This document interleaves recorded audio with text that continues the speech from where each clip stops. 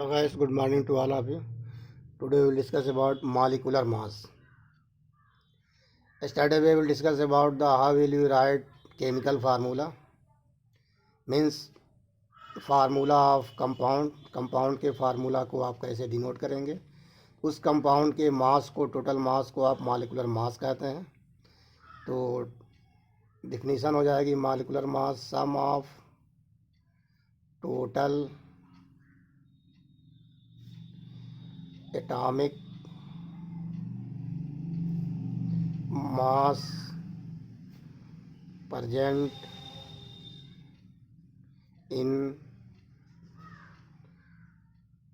a chemical compound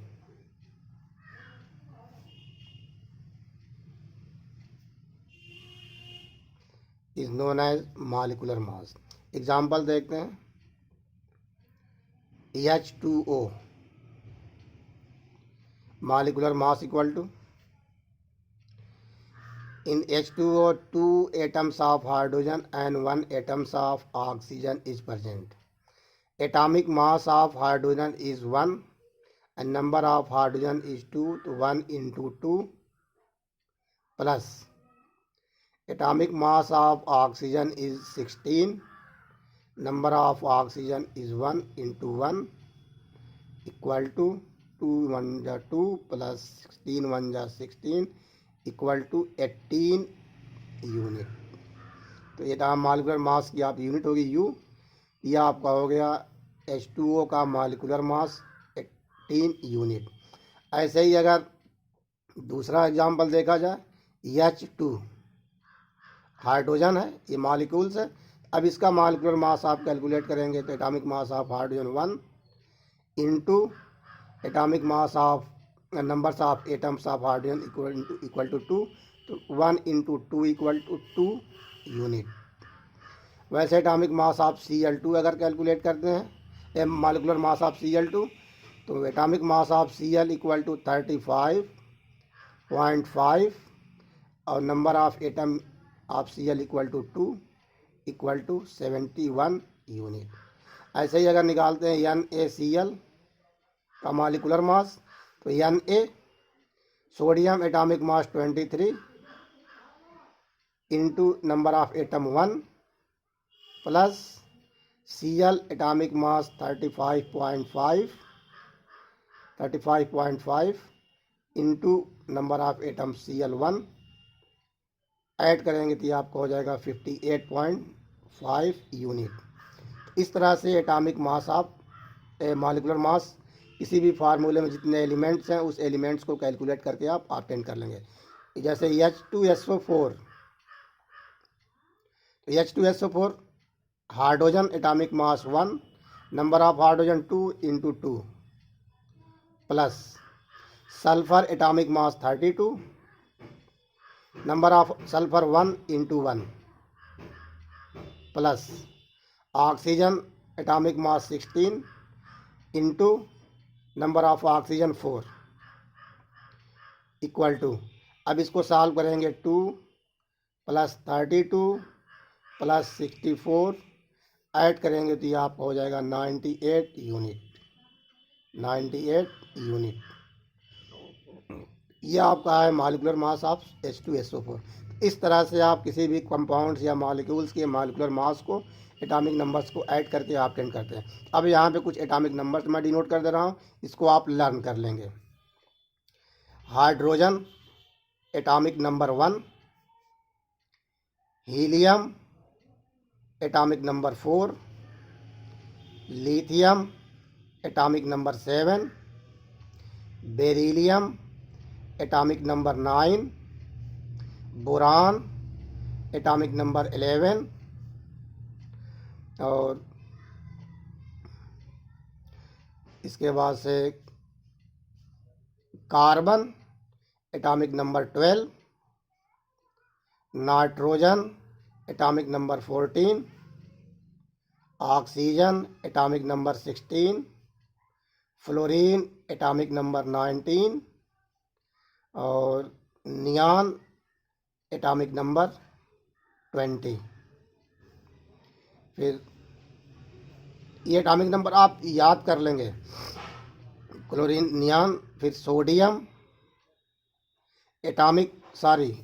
hydrogen atomic mass 1, helium atomic mass 4, lithium atomic mass 7, beryllium atomic mass 9, boron atomic mass 11 and carbon atomic mass 12, nitrogen atomic mass 14, oxygen atomic mass 16 and fluorine atomic mass 19, neon atomic mass 20, sodium atomic mass 23 and magnesium atomic mass 24, aluminium atomic mass 27,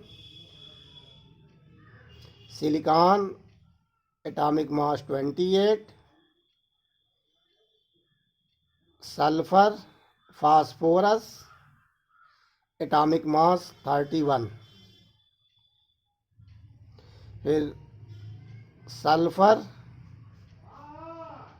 atomic mass 32, chlorine atomic mass 35.5, argon atomic mass 36, potassium atomic mass 39 और calcium atomic mass 40, argon atomic mass 40। ये आप 20 elements है जिसके atomic mass note किए गए हैं और इसको सीरियल में लिखा गया है। हाइड्रोजन का एटॉमिक नंबर 1, हीलियम का 2, लिथियम का 3, बेरिलियम का 4, बोरान का 5, atomic number carbon 6, nitrogen 7, oxygen 8, fluorine 9, neon 10, atomic number sodium 11, atomic number magnesium 12, 13, 14, 15, 16, 17, 18, 19, 20। ये 20 एलिमेंट्स को सीरियल नंबर में लिखा गया। एटॉमिक नंबर के सीरियल नंबर में 1, 2, 3 सबका एटॉमिक नंबर हो जाएगा और जो नंबर डिनोट किए गए हैं ये एटॉमिक मास है। तो एटॉमिक नंबर और एटॉमिक मास दोनों आप लर्न कर लेंगे, क्योंकि ये जब फार्मूला मास या मॉलिक्यूलर मास कैलकुलेट करेंगे तो इसको आपकी ज़रूरत पड़ेगी। इसके बाद नेक्स्ट आपका टॉपिक है फार्मूला यूनिट मास। फार्मूला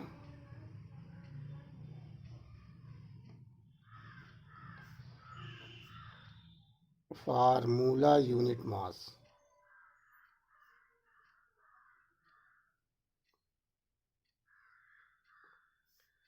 जैसे आपको यह बताया गया sum of total atomic mass present in a chemical compound, तो वैसे यहाँ पर भी हो जाएगा sum of the atomic mass present, sum of the total atomic mass present in a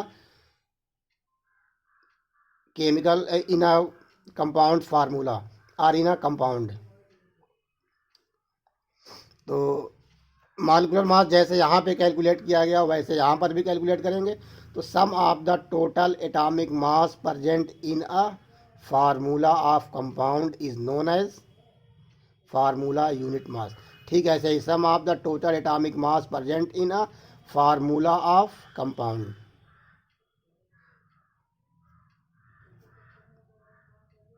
formula of compound तो दोनों बिल्कुल सेम है, कहीं कोई डिफरेंस नहीं है, बस हेडिंग आपको अलग अलग दे दिया है। यहाँ पे केमिकल कंपाउंड लिख देंगे, यहाँ पे फार्मूला ऑफ कंपाउंड लिख देंगे। तो फार्मूला आपका the sum of total atomic mass present in a formula of compound, जैसे ये CaCl2 ये फार्मूला है कंपाउंड का।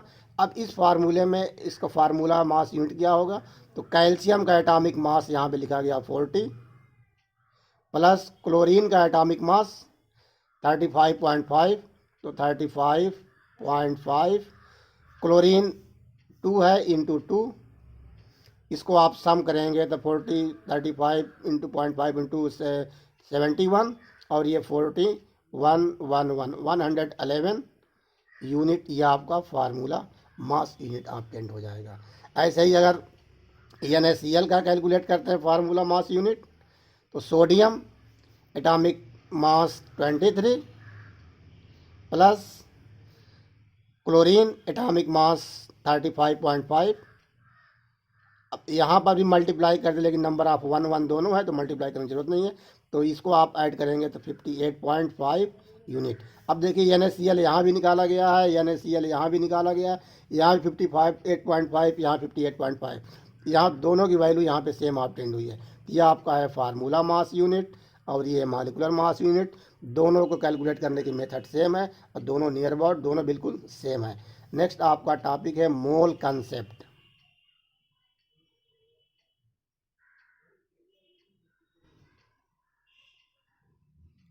मोल कंसेप्ट, ये आपका टॉपिक इंपॉर्टेंट है, मोल कंसेप्ट। अब what is mole concept? Mole concept है क्या? जैसे आपको कोई सब्सटेंस, जैसे कोई चीज़ आपको दिया जाए, कोई भी सब्सटेंस, और कहा जाए कि ये कितना अमाउंट में है, तो 1 2 3 4 आप बता सकते हैं। अब ये कहा जाए कि पेन आपके पास है, पेन ले लीजिए, और कहा जाए 1 डज़न पेन आपके पास है, 1 डज़न, तो मीन्स आप कहेंगे 12 पीस, 12 पीस कहेंगे। 1 डज़न में आप तुरंत, जब डज़न की बात आती है, तुरंत आपके दिमाग में 12 पीस आ जाता है कि 1 डज़न की बात की गई है, मीन्स 12 पीस की बात की गई है। तो जैसे यहाँ पे 1 डज़न यूज किया गया है नंबर को कैलकुलेट करने के लिए, वैसे ही यहाँ पे मोल भी यूज किया गया है नंबर को कैलकुलेट करने के लिए। मीन्स जितना ऐसा अमाउंट जिसमें आपका 12 पीस हो किसी भी सब्सटेंस का, उस आप कह देंगे कि 1 डज़न आपका पास सब्सटेंस है। कोई सब्सटेंस है और कुछ ग्रुप में है, और उस ग्रुप में सब्सटेंस अगर आपका 60 है, तो आप कह देंगे कि ये 12 × 5 मीन्स ये 5 डज़न आपके पास सब्सटेंस है, कहेंगे ना। अगर कोई सब्सटेंस आपके पास है, कोई आर्टिकल्स आपके पास 60 पीस है, तो आप कहेंगे 5 डज़न मेरे पास है। ठीक वैसे ही अगर मोल कंसेप्ट की बात आती है, ये भी एक नंबर को ही डिनोट करता है। तो मोल कंसेप्ट को दिया था एवोगैड्रो ने, एवोगैड्रो ने इसको दिया था। तो मोल का एवोगैड्रो ने एक नंबर दिया था और कहा था कि अगर किसी भी एलिमेंट्स का इतना नंबर कलेक्ट हो जाए, तो उस अमाउंट, आप उस नंबर को आप 1 मोल कहेंगे। ये नंबर आपका था 6.022 × 10⁻23, और इस नंबर को हम एवोगैड्रो नंबर कहते हैं, एवोगैड्रोज नंबर। ठीक, ये एवोगैड्रोज नंबर है। तो एवोगैड्रोज ने कहा था कि अगर किसी भी एलिमेंट या कंपाउंड का इतना अमाउंट लिया जाए कि जिसमें उस कंपाउंड के इतने कंपाउंड प्रेजेंट हो, या उस एलिमेंट में के इतने एलिमेंट प्रेजेंट हो, तो उस अमाउंट को आप 1 मोल कहेंगे। यह आपका है मोल कंसेप्ट। जैसे यहाँ पे डजन को बताया गया 12 पीस है, कहा गया कि अगर 12 पीस आपके पास पेन है, तो आप कहेंगे मेरे पास 1 डज़न पेन है। ठीक वैसे अगर 1 मोल की बात की जा रही है, तो आपके दिमाग में तुरंत ये नंबर आ जाना चाहिए। जैसे 1 डज़न की बात की जा रही है, तो आपके दिमाग में तुरंत ये 12 पीस आ जा रहा है कि 12 है, 1 डज़न मतलब 12 पीस है। ठीक वैसे अगर मोल कंसेप्ट की बात की जाती है, तुरंत आपके दिमाग में ये आ जाना चाहिए कि ये इतने नंबर की यहाँ पे बात की जा रही है, कि 6.022 × 10⁻23 नंबर्स की बात की जा रही है। और इस नंबर को एवोगैड्रो नंबर कहते हैं, क्योंकि मोल कंसेप्ट एवोगैड्रो ने डिस्कवर किया था। और इसी एवोगैड्रो ने ही ये नंबर भी डिसाइड किया था कि अगर किसी एलिमेंट्स का ग्रुप है और उस एलिमेंट्स के ग्रुप में इतने एलिमेंट्स प्रेजेंट हैं, उस एलिमेंट्स के अमाउंट को हम कह देंगे कि 1 मोल है। कोई कंपाउंड है, उस कंपाउंड में अगर उस कंपाउंड के नंबर ऑफ कंपाउंड इतने प्रेजेंट है, तो उसको हम कहेंगे कि ये कंपाउंड 1 मोल है। कोई मॉलिक्यूल्स है, मॉलिक्यूल्स में उसके नंबर्स ऑफ मॉलिक्यूल्स का ग्रुप है, उस ग्रुप में मॉलिक्यूल्स, नंबर ऑफ मॉलिक्यूल्स इतना प्रेजेंट है, तो आप कहेंगे कि वो मॉलिक्यूल्स आपका 1 मोल है। कोई इलेक्ट्रॉन है या प्रोटॉन है या न्यूट्रॉन है, तो अगर वो इलेक्ट्रॉन प्रोटॉन न्यूट्रॉन ग्रुप में है और उस ग्रुप में इतने नंबर हैं, तो आप कहेंगे कि वो 1 मोल है। अगर इसका हाफ होगा तो हाफ मोल कह देंगे, ट्वाइस होगा तो ट्वाइस मोल कहेंगे, जितना टाइम्स होगा उतने मोल्स आप उसको कह देंगे। यह आपका था मोल कंसेप्ट। फर्दर अब इसके बाद कल देखा जाएगा। थैंक्स।